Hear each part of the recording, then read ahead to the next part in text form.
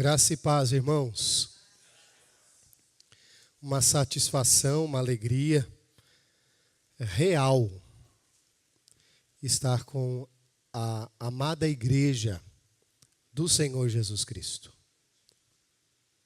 Um povo que é dele, um povo que pertence a ele. Um povo, como disse o apóstolo Pedro, propriedade exclusiva. Onde o Estado não pode tocar, onde os anjos maus não podem tocar, onde o maligno não pode tocar, onde o homem perverso não pode tocar. Essa é uma propriedade exclusiva do Senhor. E é bom estar com o povo do Senhor. Nesta manhã, me chama a atenção essa história, possivelmente alguns já tenham ouvido, que se deu no final do século XIX. Um senhor de 70 anos, ele viajava de trem, e ao seu lado havia um jovem universitário que estava lendo um livro de ciências. O senhor, por sua vez, lia um livro de capa preta. Foi quando o jovem percebeu que se tratava da Bíblia. Perguntou o jovem: "O senhor ainda acredita neste livro cheio de fábulas e crendices?" "Sim, mas não é um livro de crendices. É a palavra de Deus. Estou errado?" Respondeu o jovem: "Mas é claro que está. Creio que o senhor deveria estudar a história universal. Veria que a Revolução Francesa, ocorrida há mais de 100 anos, mostrou a miopia da religião. Somente pessoas sem cultura ainda creem que Deus tenha criado o mundo em 6 dias. O Senhor deveria conhecer um pouco mais sobre o que os nossos cientistas pensam e dizem sobre tudo isso." "É mesmo?" disse o Senhor. "E o que pensam e dizem os nossos cientistas sobre a Bíblia?" "Bem", respondeu o universitário, "como vou descer na próxima estação, falta-me tempo agora. Mas deixe o seu cartão, que lhe enviarei o material pelo correio com a máxima urgência." O senhor idoso, então, cuidadosamente, abriu o bolso interno do casaco e deu o seu cartão ao universitário. Quando o jovem leu o que estava escrito, saiu cabisbaixo, sentindo-se a pior pessoa do mundo. No cartão estava escrito: "Professor Dr. Louis Pasteur, diretor-geral do Instituto de Pesquisas Científicas da Universidade Nacional da França." E um pouco mais abaixo estava escrito a frase, em letras gótica e negrita: "Um pouco de ciência afasta-nos de Deus, muita aproxima-nos." Espetacular. Só gente tola realmente para não crer. Só gente ímpia para não crer. Mas como Deus tem o poder de fazer algo profundo dentro do ser humano, dentro do nosso íntimo, do nosso coração. Como, por exemplo, trocar o nosso pranto por alegria. E eu lhe faço essa pergunta: você é alegre? Você vive alegre? Você é uma pessoa satisfeita? Você é uma pessoa feliz? Muito feliz? Foi Agostinho também quem disse o seguinte: o cristão deve ser um aleluia da cabeça aos pés. Essa alegria que resplandece, como disse John Blanchard, a verdadeira alegria resplandece no escuro. Não há nada que possa abafar, esconder, ocultar, quando há verdadeira festa de alegria em nossos corações. Porque se o dono da festa, o Senhor da festa, o Senhor do universo, das nossas vidas, habita em nós, nós temos 1000 razões para vivermos felizes. Martim Lutero, o nosso irmão aqui citou, o reformador luterano alemão do século XVI, ele disse algo também muito precioso: que o cristão deve ser uma doxologia viva. Ou seja, a glória do Senhor sobre nós, a alegria do Senhor sobre nós, deve ser o nosso estilo e padrão de vida. Alegria séria no Senhor. Clive Staples Lewis também disse assim: alegria é coisa séria no céu. Até parece uma contradição, né? Alegria com seriedade parece não se juntar, porém, alegria é coisa séria. Se nós somos filhos de Deus, se nós somos cristãos, a alegria deve resplandecer em nosso rosto, em nossa face, em nossa alma.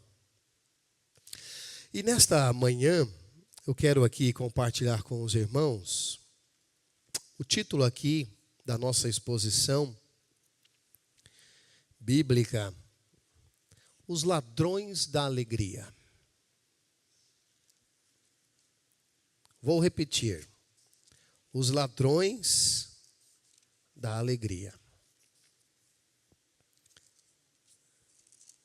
Vamos abrir a nossa Bíblia na carta de Paulo aos Filipenses.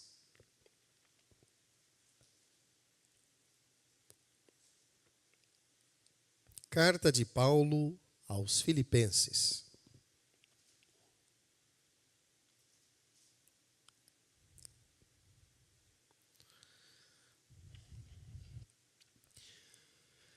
Nesta carta, esta é uma carta de ventos contrários.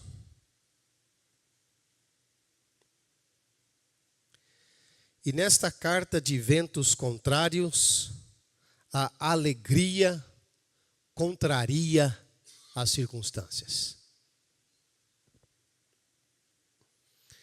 Quem já teve o privilégio, talvez, de fazer uma pesquisa, essa carta de Paulo aos Filipenses, em 4 capítulos,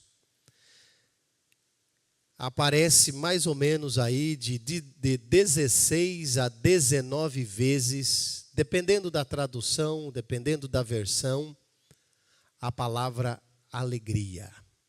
4 capítulos, 19 vezes essa palavra alegria. Ou seja, o apóstolo Paulo, através dessa carta, ele demonstra um espírito festivo,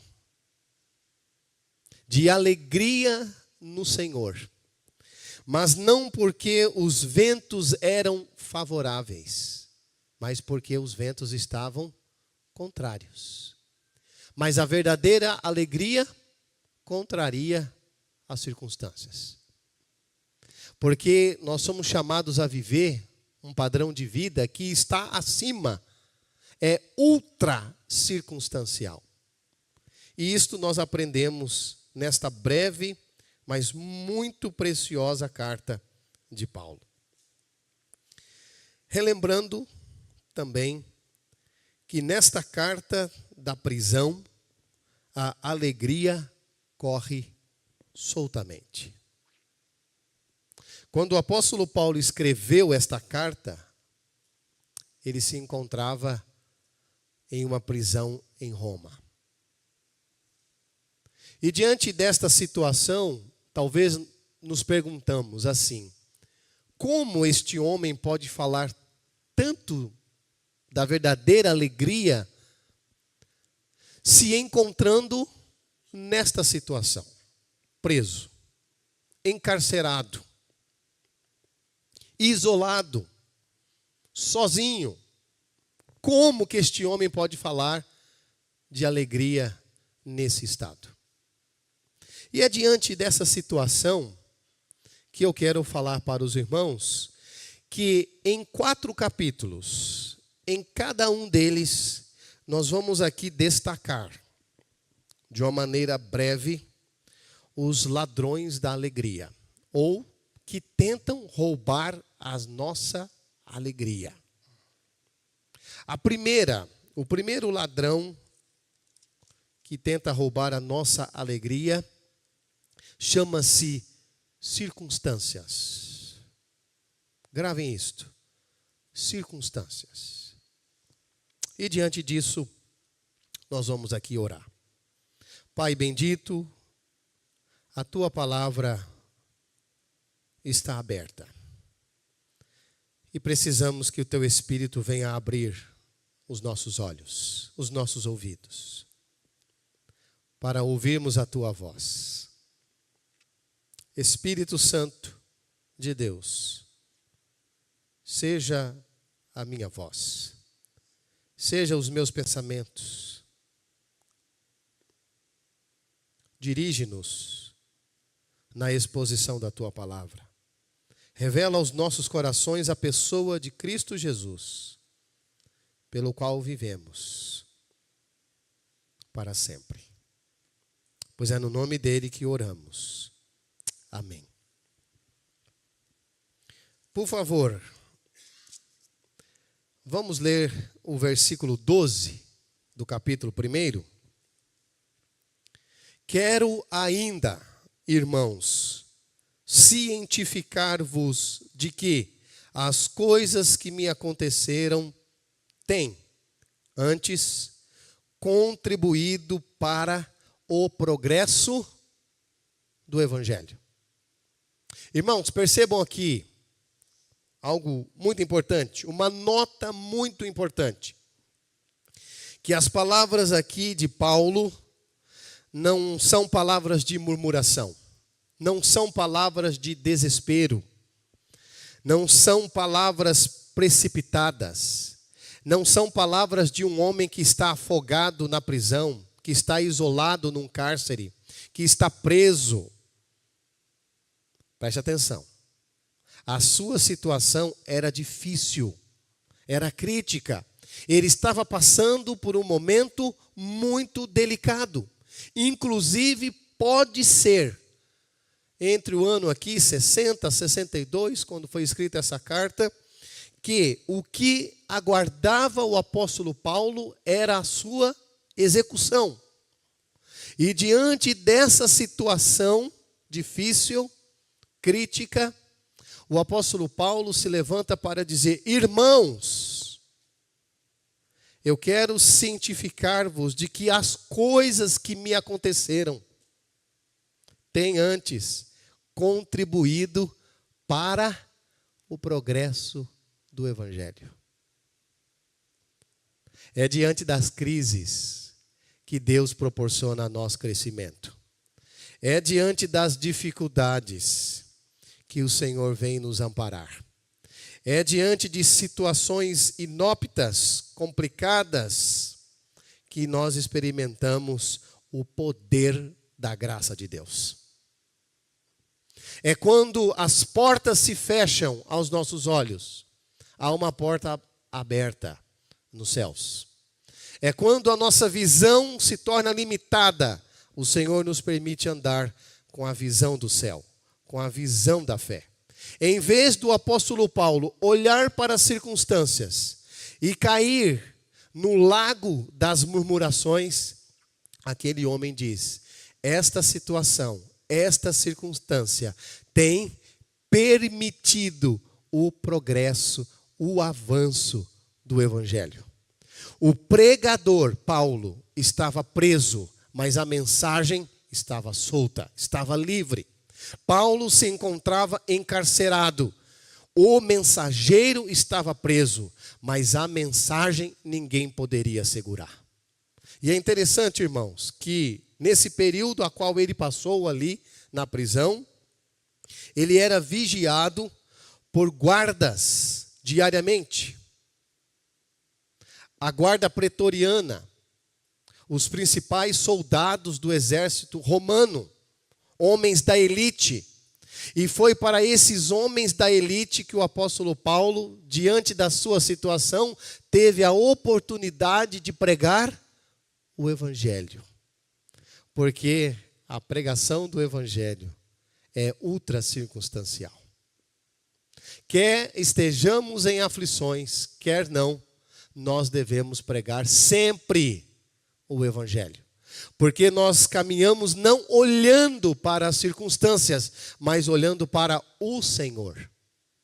Porque nós não olhamos para as crises, nós olhamos para aquele que detém todo o poder e que é soberano sobre todos os assuntos. Paulo estava encarcerado e tinha um propósito soberano ali sobre aquela situação: alcançar o maior número de pessoas possíveis. Havia 9.000 desses soldados da guarda especial romana. Não sabemos a quantos ele pôde levar esta palavra, mas com certeza, de uma maneira incansável, ele falou a estes homens o evangelho da graça suficiente de Jesus Cristo. Irmãos, para que nós possamos entender que as circunstâncias não são para roubar a nossa alegria, mas para que o nosso contentamento, para que a nossa alegria esteja sempre renovada e no Senhor. Vocês se recordam, possivelmente já ouviram falar da Fanny Crosby. Fanny Crosby, que se tornou o Senhor deu a ela o dom de compor várias canções. E Fanny Crosby, com 1 mês e meio de vida, perdeu a visão. Ela perdeu a visão terrena, mas ganhou a visão celestial. O Senhor a usou de uma maneira espetacular, revelando Cristo no seu coração, a satisfação em Cristo, a alegria em Cristo, a vida eterna em Cristo. E hoje, as igrejas cantam algumas das suas composições. Eu creio que essa igreja deve conhecer aquele cântico, esse hino. A Deus demos glória com grande fervor.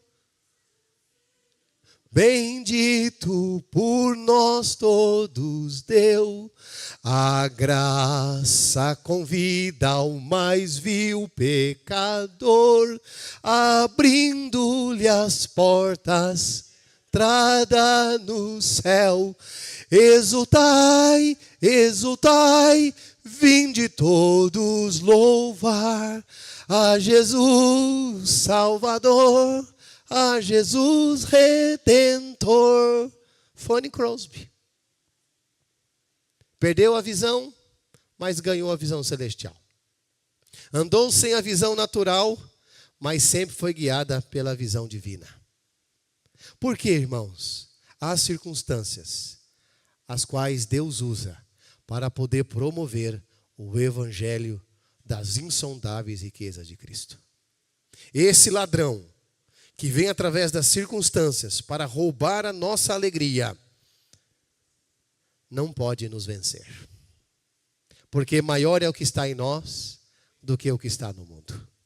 Então as circunstâncias são questões que Deus usa para poder forjar em nós o seu amado Filho.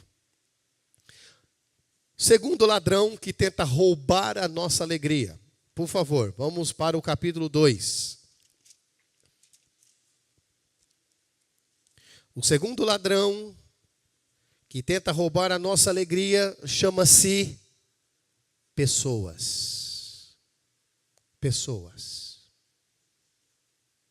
Vejamos, por favor, o versículo 3 e 4.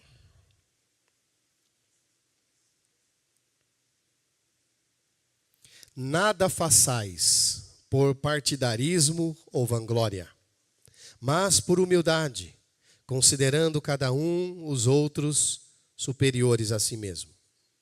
Não tenha cada um em vista o que é propriamente seu, senão também cada qual o que é dos outros. Irmãos, é muito fácil nós sairmos da unidade e do amor como padrão estabelecido por Deus para a nossa vida e cairmos na divisão e na rivalidade. É muito fácil nós sairmos do caminho da santidade e da humildade e cairmos na fatalidade do egoísmo e do orgulho. Não pode haver alegria na vida do cristão que se coloca acima dos outros. Nós temos que tomar muito cuidado com isso, porque esse tipo de ladrão, ele é muito sorrateiro. As pessoas que se levantam para tentar roubar a nossa alegria, o nosso gozo, a nossa satisfação. Tentam nos tirar do nosso ponto de descanso, de regozijo e de exultação. Isto pode acontecer no trabalho. Uma pessoa que fica ao nosso encalço, que não deixa, não larga o nosso pé, está ali no seu calcanhar, alguém que espera para poder te dar uma rasteira, alguém que quer te dar um empurrão. Nós encontramos isso no trabalho, mas não podemos deixar que esse ladrão roube a nossa alegria, a nossa satisfação. Dentro das nossas famílias, às vezes o marido não é crente, ou a esposa não é crente, um é crente, o outro não, e vem palavras duras, difíceis, que nos afetam. É uma violência que acontece dentro de casa através das palavras. Nós não podemos permitir que esse tipo de ladrão venha roubar a nossa alegria. É um filho que vai pelo caminho contrário. Tudo que foi ensinado, tudo que foi planejado, tudo que foi sonhado, os sonhos desmoronam, vão a pique. Nós não podemos deixar que esse ladrão roube a nossa alegria, porque a alegria do cristão, a alegria da nova criatura é ultra circunstancial. E Paulo volta para a igreja de Filipos e diz: olha, não façam nada por partidarismo ou vanglória. Nós precisamos andar em unidade e em amor. Embora o corpo de Cristo é uma unidade, não é uma uniformidade. Na unidade nós temos diversidade. Na unidade nós temos diferenças, características diferentes, e isto é salutar, isto é importante no corpo de Cristo. Nós sermos todos diferentes, porém todos unidos em um só cabeça, porque nós somos membros do corpo de Cristo. Eu jamais vou ser igual ao pastor Newton, e o pastor Newton Oliveira jamais será igual ao Alessandro. E assim cada um para com o outro. É importante esta diversidade no reino de Deus, porque é assim que a igreja avança, é assim que a igreja cresce, é assim que a igreja progride. É importante as nossas diferenças. Porém, nós precisamos ter uma mentalidade coesa. Precisamos ter uma mentalidade coesa. A ponto de tudo o que eu e você fizermos, como disse o apóstolo Paulo, tudo façam para a glória de Deus. Tudo para a glória de Deus. Como disse o apóstolo Paulo, não por partidarismo, não para esse grupo, não para esse lado, não para aquele partido, e nem por vanglória. Não é para os interesses pessoais, não é para mim, é para Ele. Irmãos, quando isso acontece, a igreja de Deus avança. O seu progresso é visível e pessoas são salvas pelo nosso Senhor e Salvador Jesus Cristo. Não podemos permitir que esse ladrão, chamado pessoas, venham roubar a nossa alegria. Mas como se levantam aqui, ali e em todo lugar. E em todo lugar. Porém, o apóstolo Paulo aqui nesse capítulo 2, ele também ensina assim, olha, tende em vós o mesmo sentimento que houve em Cristo Jesus, o qual, subsistindo em forma de Deus, não julgou como usurpação o ser igual a Deus. Antes, a si mesmo se esvaziou, assumindo a forma de servo, tornando-se em semelhança de homens e reconhecido em figura humana. A si mesmo se humilhou, tornando-se obediente até a morte e morte de cruz.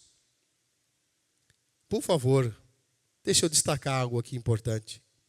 Cristo, que graça maravilhosa, do céu à terra, da glória à vergonha, de senhor a servo, e de vida a morte, até a morte e morte de cruz. Precisamos olhar para Ele. O Deus da glória se esvaziou. Aquele que é o Senhor se tornou servo. Amados, se o Senhor se tornou servo, eu que sou servo não posso querer ser Senhor. Se ele recebeu uma coroa de espinhos, eu não posso receber uma coroa de ouro. Precisamos trazer em nossa vida, em nosso viver, as marcas de Cristo Jesus. Como foi o apóstolo Paulo. Trago no meu corpo as marcas de Cristo. Precisamos trazer em nossa alma, em nosso espírito, as marcas de Cristo. Uma igreja que desta maneira tem o mesmo sentimento que houve também em Cristo Jesus.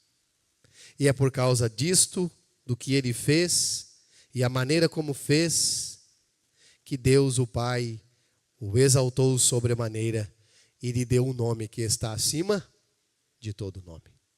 Para que ao nome de Jesus se dobre todo o joelho.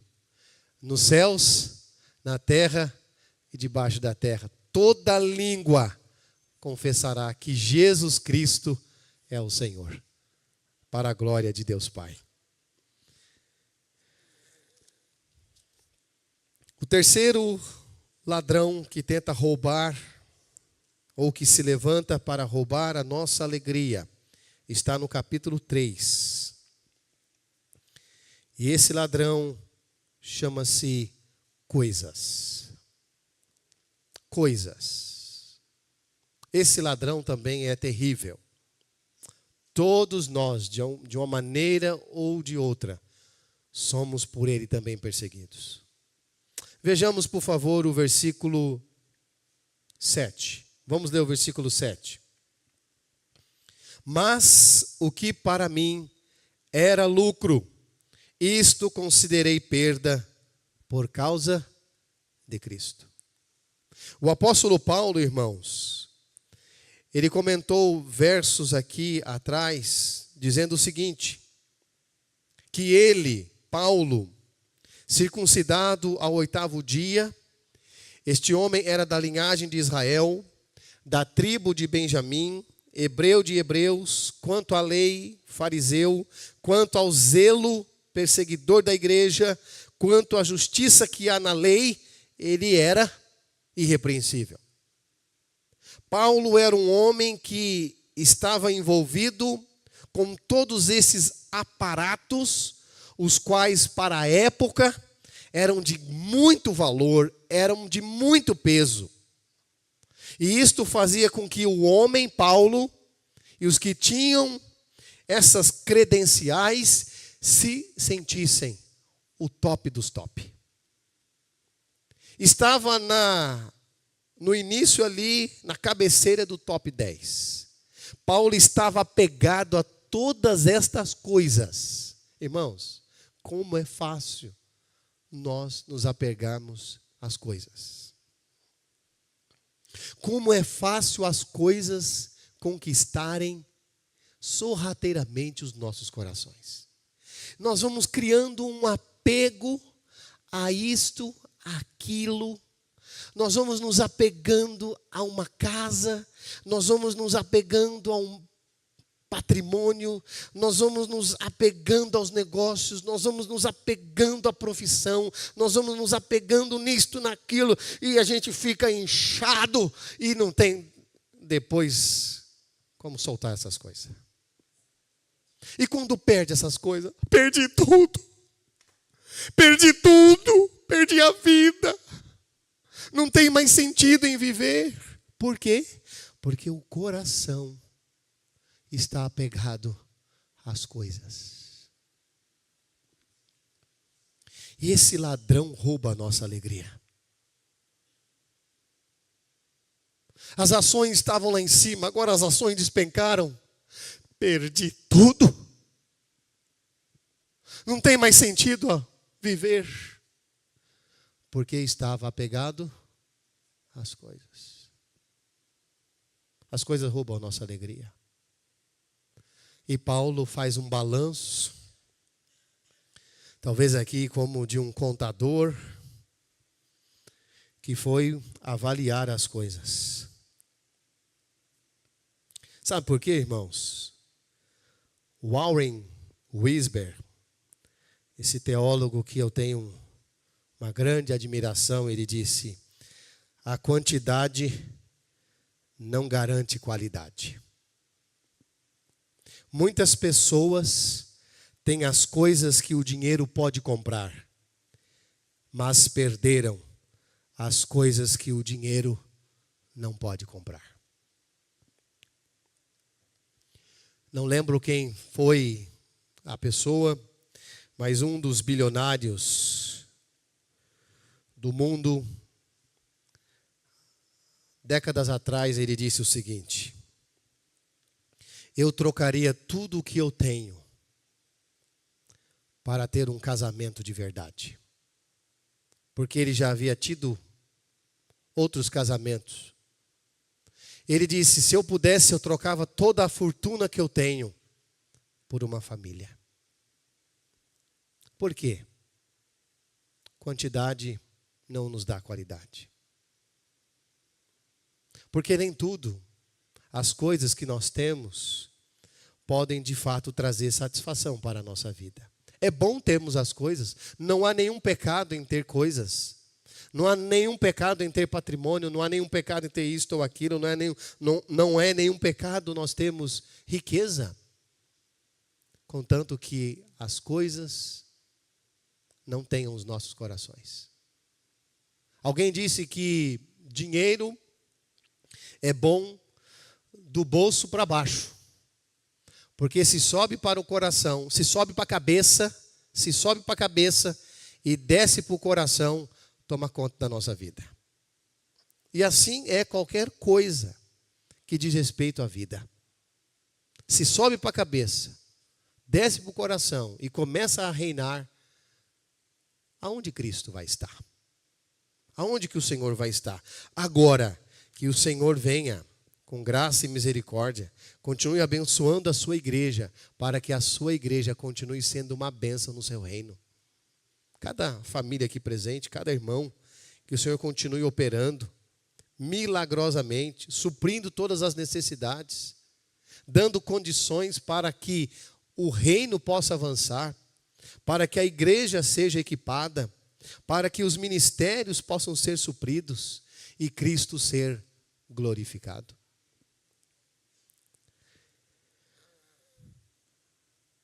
O apóstolo Paulo avaliou. E Sócrates, ele disse o seguinte: a vida que não é examinada não é digna de ser vivida. Olha o que o apóstolo Paulo fez. O que para mim era lucro. Aquilo que para mim era uma grande vantagem, considerei como perda, como refúgio, como esterco, para poder ganhar a Cristo, o maior tesouro. O tesouro dos tesouros. Porque o seu valor é muito mais alto do que nós podemos imaginar. Por isso que Jim Elliot, ele disse algo muito importante. Sábio, uma pessoa sábio, é aquele que dá o que não pode guardar, a fim de ganhar o que não pode perder. Que o Senhor nos dê essa graça, essa sabedoria, né? Sábio é aquele que dá o que não pode guardar, a fim de guardar ou a fim de ganhar o que não se pode perder. Isto é maravilhoso. Irmãos, diante disto, uma coisa só para nós é suficiente. Por favor, leiamos o verso 13 desse capítulo. Irmãos, quanto a mim, não julgo havê-lo alcançado, mas uma coisa faço, esquecendo-me das coisas que para trás ficam, avançando para as que diante de mim estão. Quanto a mim, e mais isto, mas uma coisa faço. Uma coisa. Preste atenção nisso. Uma coisa. Uma coisa só é necessária para nós. Uma só coisa é necessária para trazer satisfação, para trazer contentamento, para experimentarmos plenitude. Por favor, vamos dar um pulinho no Evangelho de Lucas 10, 42. Lucas, o evangelista Lucas 10, versículo 42. Diz assim: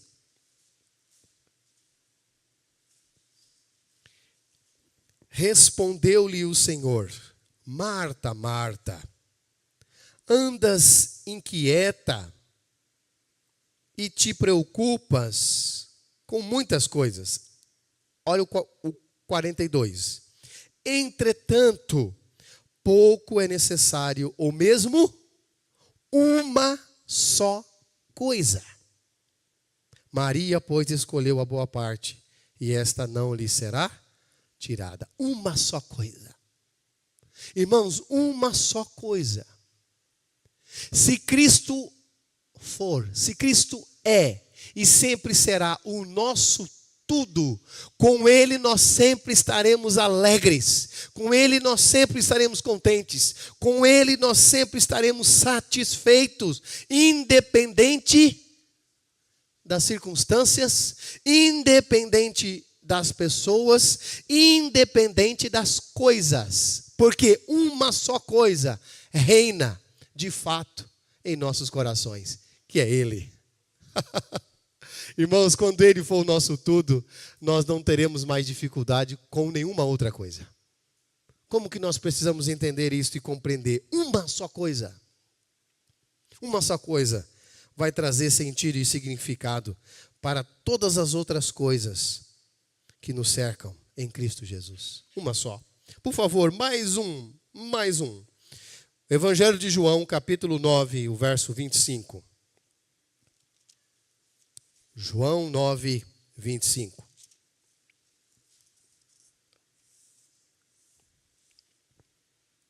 Diz assim a palavra de Deus: diante daquele interrogatório dos fariseus para com aquele homem que outrora era cego, olha o que este homem agora diz. Verso 25, né? Ele retrucou: se é pecador, não sei. Uma coisa sei. Eu era cego e agora vejo.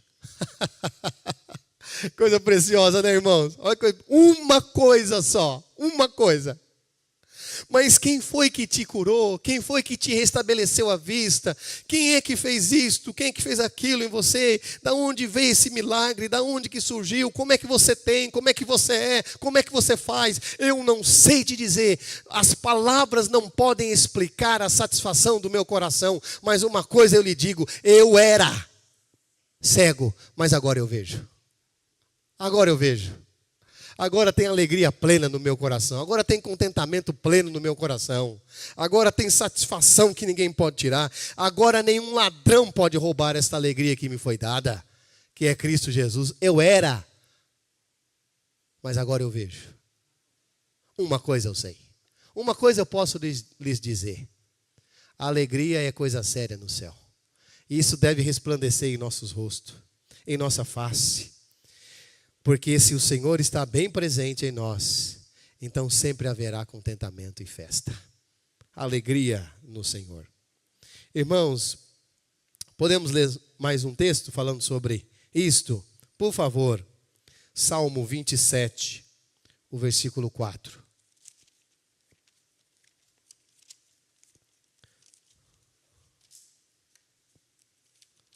Salmo 27, 4. Diz assim a palavra de Deus: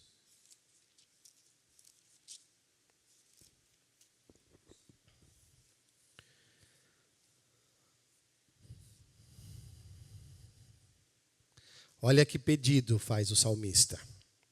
Uma coisa peço ao Senhor e a buscarei, que eu possa morar na casa do Senhor todos os dias da minha vida, para contemplar a beleza do Senhor e meditar no seu templo. Uma coisa peço ao Senhor. Que avaliação preciosa feita pelo salmista, da qual também precisamos aprender a avaliar. Uma coisa peço ao Senhor. Irmãos, quando o Senhor for tudo em nós, nós não iremos nos preocupar com reputação, nós não iremos nos preocupar com prestígios, nós não iremos nos preocupar com admiração, nós não iremos nos preocupar com aplausos das pessoas. E como disse aqui o pastor Newton, nós não iremos nos preocupar com o que as pessoas também possam ou não dizer a nosso respeito, quando Ele for o nosso tudo. Eu gosto de uma frase que foi dita pelo George Miller, se não me foge da memória, acho que foi George Miller quem disse. George Miller morreu para George Miller. Quer falem dele, quer não falem dele, George Miller está morto. Está morto. Quem passou pela cruz com Cristo, e agora Ele é a sua vida, vive inteiramente e totalmente e de modo irrevogável, é para o seu Senhor, é para Ele, é para Ele. Se me aplaudem, glória a Deus. Se me criticam, glória a Deus. Se me dão privilégios, glória a Deus. Se tiram privilégios, glória a Deus. Se me deem, se dão ou se tiram, glória a Deus. Irmãos, alegria é coisa séria no Senhor. E os nossos corações devem viver em festa, porque o Senhor jamais nos abandona. Uma coisa só é suficiente para a nossa alma e para os nossos corações. Irmãos, isso aqui é tão importante que o segredo do progresso é concentrar-se em uma coisa. Uma coisa. É aquilo que o autor aos Hebreus nos disse, né? Olhando para várias direções. Olhem aonde que está melhor. Para onde o vento está soprando a nosso favor. Ali, acolá, é no leste, é no oeste, é no norte, é no sul. Não. Analisem. Não. O autor aos Hebreus disse, olhem fixamente, somente para Jesus. É somente para Ele, porque Ele é o autor e o consumador da fé. Irmãos, para a gente poder encerrar ali em Filipenses, o último capítulo, aonde nos mostra o quarto ladrão que tenta roubar a nossa alegria. Chama-se preocupação ou ansiedade. O ladrãozinho que mal educado entra em nossos corações sem bater na porta e sem abrirmos para ele. Ele entra. Todos nós, de uma maneira ou de outra, somos tomados aí por ansiedades e preocupação. Vejamos o capítulo 4, o versículo 6, o que o apóstolo Paulo disse. Não andeis ansiosos de coisa alguma. Em tudo, porém, sejam conhecidas diante de Deus as vossas petições, pela oração e pela súplica, com ações de graças. Irmãos, ansiedade, preocupação, agitação, inquietação. Esta palavra, ansioso, no original grego, nos traz a ideia de atraídos para direções diferentes.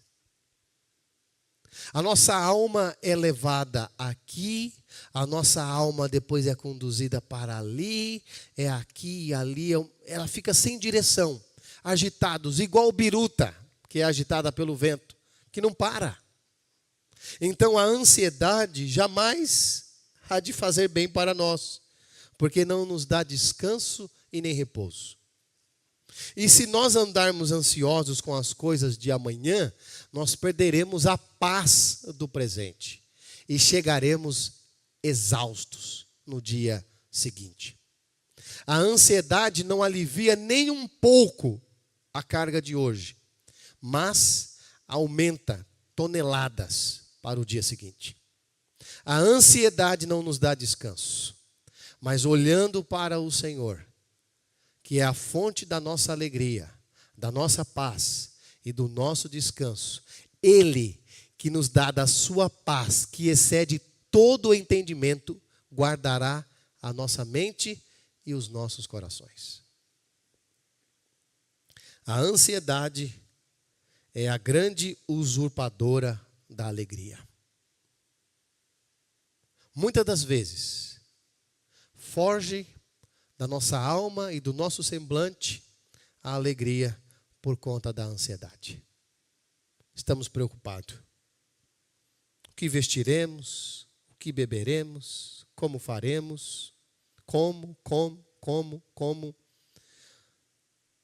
E nós precisamos aprender com o Senhor. O apóstolo Paulo, nesse mesmo capítulo, ali no verso 11, ele diz o seguinte: digo isto não por causa da pobreza, porque aprendi a viver contente em toda e qualquer situação. O apóstolo Paulo aprendeu a viver contente. Não se tornou um refém das dificuldades. Não se tornou um refém da ansiedade, porque aprendeu. E se ele aprendeu, então nós também podemos ser alunos desta faculdade. Nós também podemos aprender como ele foi ensinado por aquele que cuida de todas as coisas, que é o Senhor Jesus Cristo. Se ele aprendeu com Cristo, nós também podemos aprender com ele. Se ele percorreu e teve sucesso no final da sua caminhada, nós também podemos. Por quê? É um aprendizado. É algo contínuo. A alegria nos nossos corações não é esporádica, é uma realidade. Então, relembrando, o primeiro ladrão que tenta roubar a nossa alegria chama-se circunstâncias. Elas não podem nos dominar e nem roubar aquilo que nós recebemos. O segundo ladrão, as pessoas. As pessoas também não podem ditar e falar da nossa verdadeira identidade. Porque tudo isso nós temos em Cristo Jesus. É Ele. Terceiro ladrão que tenta roubar a nossa alegria são as coisas. Que tenhamos as coisas, mas que ela não tenham os nossos corações. Estou lembrando aqui de uma frase, se os irmãos me permitam falar sobre coisas, falando sobre a respeito de finanças, falando a respeito de dinheiro. Alguém disse assim, ó, dinheiro deve ser igual esterco. Quem tem deve esparramar, porque se juntar tudo, você já sabe o que vai virar, né? Então, e quarto ladrão que tenta roubar a nossa alegria, a ansiedade, as preocupações. Que o Senhor venha guardar a nossa mente e os nossos corações, porque a nova criatura, o novo ser em Cristo Jesus, nós não estamos blindados em relação a esses tipos de ladrões. Porém, o Senhor nos garantiu que assim como Ele venceu, nós nele já somos mais do que vencedores. Olhando para o Senhor, que é o nosso tudo, a fonte de todo o nosso contentamento, gozo e alegria. E eu pergunto, há alegria no teu coração? Há festa no teu coração? Ou a gente está se deixando levar pelas circunstâncias, pelas pessoas, pelas coisas e pela ansiedade? Olhemos para o Senhor, porque Ele é o nosso tudo. O apóstolo da alegria estava no seu momento mais difícil, mas onde ele experimentou o maior gozo e plenitude em Cristo Jesus. Aleluia! Porque assim como ele fez em Paulo, ele continua fazendo nos seus filhos, hoje e para sempre. Amém? Vamos orar. Pai bendito, glorioso, que a tua palavra venha operar no mais profundo do nosso íntimo. Que sejamos restaurados da cabeça aos pés. Que Cristo, que é a nossa fonte inesgotável de alegria, resplandeça cada vez mais em nossos corações.